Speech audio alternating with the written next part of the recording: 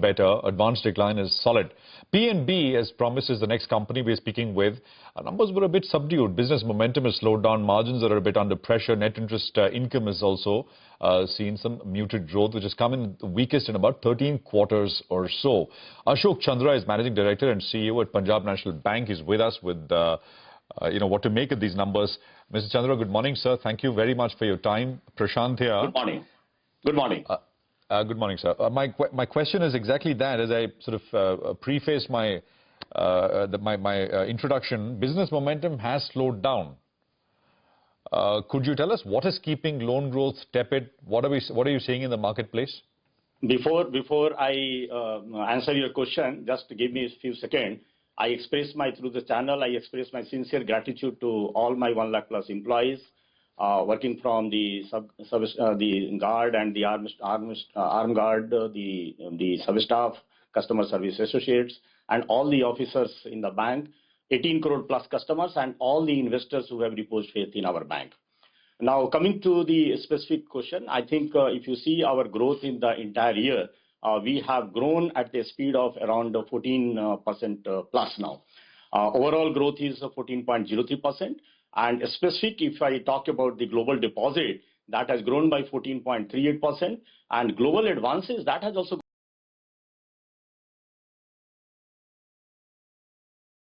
grown by 13.56% YOY. So I think on all the business front, I think bank has done exceedingly well. Even the RAM sector also, okay, yeah, so on that point, in terms of what you've guided for the next year, from about, for the full year, 14% credit growth, you now expect it to come down to about between 11 and 12%. Could you give us some context? Yeah. Yeah. Guidance, in fact, last year also we had given the guidance of 11 to 12%. And we have crossed that guidance and we have touched the growth of around 14%. This year also our guidance is in the range of around 11 to 12%. And we are very hopeful that definitely we are going to cross this guidance. See, guidance always we give to see that we are going to meet those requirements. There are 14 parameters we have given the guidance. And I can give you the confidence that in all the parameters in 25-26, we are going to cross the guidance which we have given to the market. All right. And if you can give me time, I have a strong figure for those things. We have the backup for this guidance and the growth which we are projecting this year. If I can talk about the credit, we have around 85,000 crore of sanctions which we have done last year, for which the disbursements are pending and likely to happen in the Q1, Q2, Q3 onwards now. There are another 21,000 crore of the approval, which we call it as a NBG approval, which in this financial year we have given and for which the sanctions are awaited.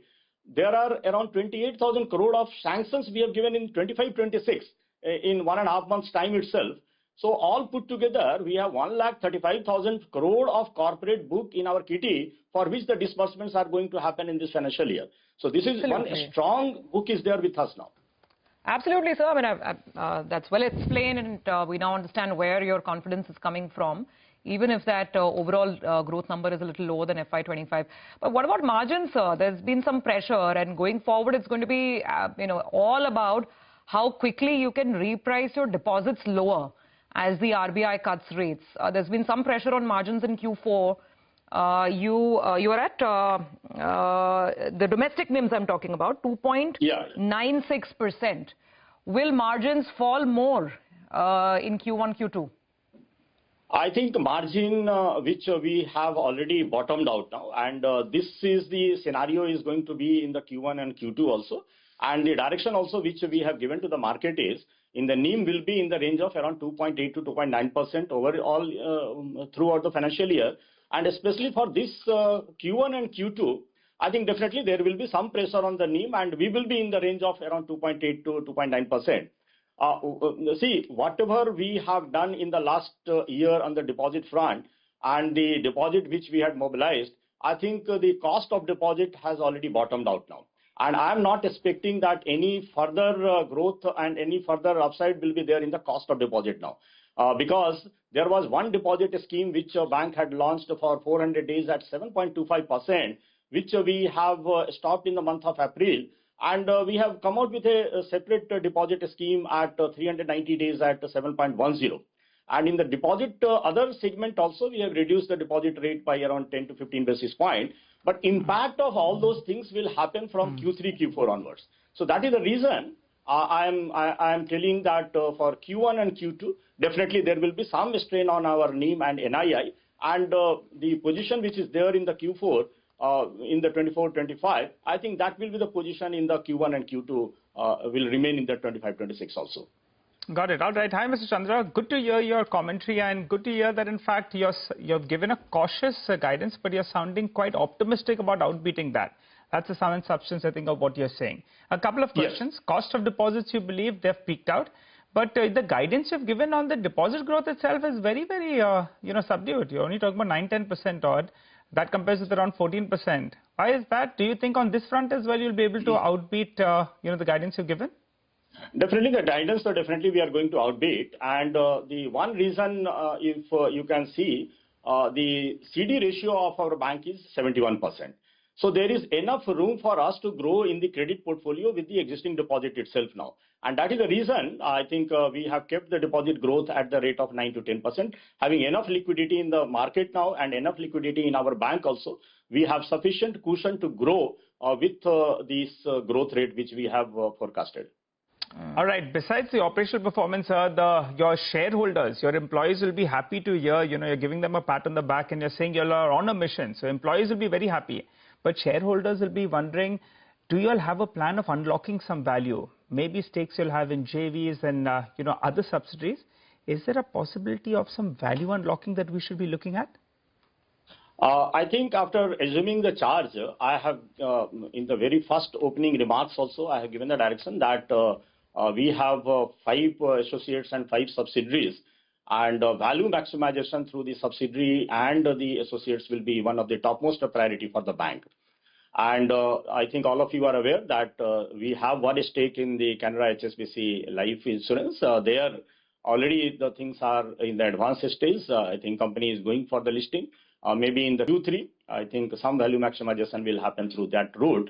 All other companies, we are not going to dilute our share in the market, but we are going to strengthen our position by improving their efficiency, by the resetting the skill set in that particular subsidiaries and associates. And through that route, we are going to generate a lot of values internally then. So sorry, I missed that point. Which of the subsidiaries will list in third quarter this year? Canara HSBC Life, already it is in advanced stage now, and it is in the public domain also.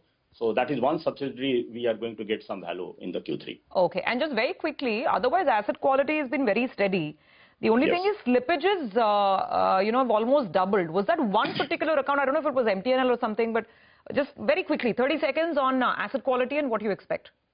Asset quality, if you see, we have done very well in the gross NPA front also, net NPA front also. Net NPA is 0.4% and the gross NPA 3.95%. Yes, in the particular one quarter, Q4, there had been some slippages, and most of the slippages in the Q4 that has happened in the agriculture segment. That is 1,400 crore has slipped in that particular segment. And we are mindful of that. There were some restructured accounts were there, which was legacy accounts were there, and those accounts have slipped across the country. And already I can tell you that in that slippages itself, we have made a recovery of around 288 crore in this financial year itself in the month of April. So we are mindful of that, and I have already given the direction that our slippages ratio will be below 1% in 25-26, and we are going to restrict that. Even the MSME segment also behaving well now, and we are going to curtail the slippages further in the MSME and retail also. All right, sir. Thanks a lot for joining in and filling us in with all those details. Wishing you, your employees, the entire team all the best, and we'll hold you to these numbers that you've given us for FY26. Well, let's focus from banking. Let's turn our attention to tech.